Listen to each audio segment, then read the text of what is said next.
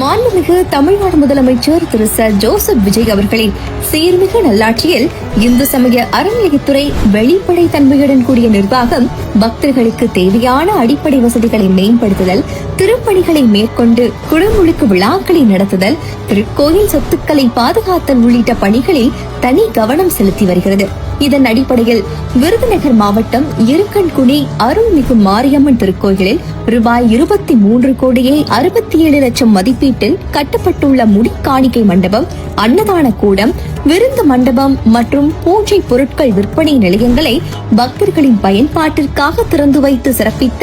மாண்புமிகு தமிழ்நாடு முதலமைச்சர் அவர்களுக்கு இந்து சமய அறநிலையத்துறையின் சார்பில் நெஞ்சார்ந்த நன்றியை தெரிவித்துக் கொள்கின்றோம்.